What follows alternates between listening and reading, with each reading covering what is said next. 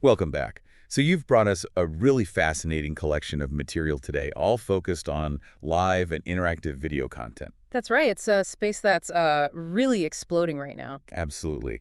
And our deep dive today, it isn't just about, defining these formats. We want to really get into why they're becoming so crucial for brands trying to connect, truly connect with people. And what makes them actually work, right? What separates the good stuff from, well, the stuff you just scroll past. Exactly. So let's kick things off with the big question. Why are we seeing this huge surge in live and interactive video now? What's the pull? Well, fundamentally, I think it taps into something really basic, that desire for immediacy and, authentic connection. Think Yep. about it. A brand launches a product live, maybe does a Q&A where they actually answer your question in real time. Right. You feel like you're actually there. Exactly. There's a sense of presence, direct access. It feels more transparent somehow, builds trust much faster than, say, a super polished pre-recorded video. That makes a lot of sense. It's that feeling of being part of it as it unfolds, not just watching later. Mm-hmm. And the interaction piece is key. Being able to ask something, get a response. Mm. It's a two-way street. A total game changer compared to passive viewing. It really is that direct engagement, feeling heard. Hmm. It builds a kind of community, a loyalty that's honestly pretty hard to replicate otherwise. Yeah. Like those shoppable live videos you see now, they blend the info, the demo, with the chance to buy right then and there. It's a really dynamic experience for the viewer. And it's not just the audience side, is it? I mean, it feels like the platforms themselves are like pushing this content at us. Oh, definitely. That's a huge factor. You look at Instagram Live, YouTube Live, LinkedIn Live, even TikTok Live. They're everywhere. Right. And their algorithms often seem to prioritize live content. They give it a boost. So going live means more eyeballs, potentially. Yeah, often significantly more visibility than you might get with just a standard video post. It's almost like the platforms are saying, hey, we like this real-time connection, do more of it, and we'll help people find you. Interesting. So there's an incentive built in. Okay, let's switch gears slightly to interactive video, the kind that isn't live but still asks you to, do something. What's the deal there? So interactive video takes that engagement idea even further, just without the live pressure. Think about maybe a product video where you can click different parts to get more details. Oh, right. I've seen those. Or like a recruitment video where you choose a path, what's it like in marketing versus what's it like in engineering. Ah, okay. Choose your own adventure, basically. Kind of. Or interactive training where you answer questions and the video changes based on what you know or what you got wrong. So definitely not a lean back experience. You have to lean in. Precisely. You're not just passively watching. You're actively exploring, clicking, deciding. You're kind of co-creating your path through the content. Okay, I'm starting to see the appeal.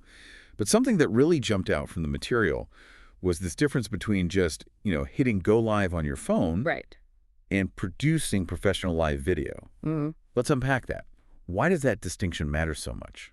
Yeah, this is really crucial for how a brand is perceived. Look, anyone can stream from their phone, technically. Sure. But if you want your live session to really land, to boost your brand's image, especially if you want to be seen as, polished and authoritative, it often comes down to the tech and the know-how behind it. So more than just having decent lighting, what are we talking about technically? We're talking things like using multiple cameras makes it way more dynamic than just one static shot. Okay. Crystal clear audio, that's non-negotiable. If people can't hear you properly, they're gone. Instantly frustrating. Totally. Then there's seamless streaming, no buffering, no dropouts. That requires a solid setup. Using motion graphics effectively, like lower thirds or highlighting key points. Branding yield. Exactly. And maybe one of the most overlooked parts. Real-time chat moderation. Keeping the conversation constructive, answering questions, managing trolls. That's vital. Right. It's the difference between looking like you're doing a quick, shaky update versus putting on a proper broadcast. Precisely. And that difference directly impacts how people see the brand. How so? Well, think about it. A messy live stream full of tech glitches, bad sound. It can actually make the brand look unprepared or, worse, unprofessional. It can erode trust. Yeah, I can see that. But a slick, well-produced live event, it signals quality. It says, we value your time, we take this seriously. The materials you shared pointed to cases where brands saw real jumps in engagement much more positive feedback just by switching from DIY live streams to professionally produced ones. Makes sense. Now, what about interactive video? Does professional execution matter as much there since it's not live? It matters, but maybe in slightly different ways. With professionally done interactive video, the win is often the depth of engagement. Deeper how? Because the viewer is clicking, exploring, making choices, they just naturally spend more time with the content. They're leaning in, remember? Right. So this makes it super effective for, say, education or explaining a complex product where people can explore features at their own pace, or just telling a brand story in a way that feels more immersive and memorable. So it's definitely more involved than just like adding a few clickable buttons to a regular video. Oh, much more. To do it well, you need a professional approach. Yeah. That means careful storyboarding, figuring out where the interaction adds value, not just distracts. Okay. It means building the logic behind it, so when you click something, the right thing happens seamlessly. Branching paths. Exactly. Yeah. And then making sure it all integrates smoothly with whatever platform you're using. It needs to feel intuitive, not clunky. Which kind of brings us to the next logical question. Why hire professionals for this? Why not just try and figure it out in-house? Yeah, the materials hit on a few key challenges there. Yeah. First off, Yeah. time. Good live or interactive video takes a lot of time. Planning, setup, execution, editing. More than people might think. Way more. And most internal marketing teams are already stretched pretty thin, right? Usually, yeah. Then there's the gear. Professional cameras, mics, lighting, streaming encoders. That's specialist equipment. Not every company has that just lying around. Same for the software needed for complex interactive video. And even if you have the gear. Exactly. It's Right. knowing how to use it effectively, how to frame a shot well, how to mix audio properly, how to troubleshoot if the stream starts glitching during the live event. A real-time pressure. That's huge.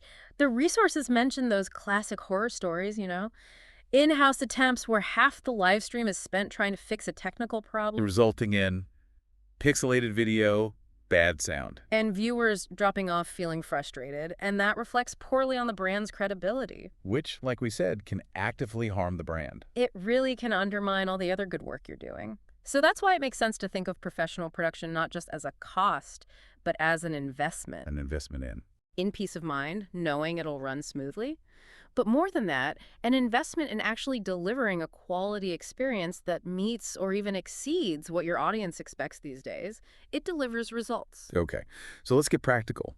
What are some specific situations or use cases where a brand should really be thinking, okay, live video or interactive video is the right tool here? Oh, there are loads. Product launches are a big one. Live creates buzz, you can demo features, answer questions instantly. Right. Build that excitement. Behind-the-scenes content works great too. Live tours or maybe an interactive tour of a facility. It humanizes the brand, builds trust. Makes it feel less corporate. Exactly. Virtual events, obviously. Streaming keynotes live, adding interactive polls or Q&A to keep remote attendees engaged. Essential for hybrid stuff now.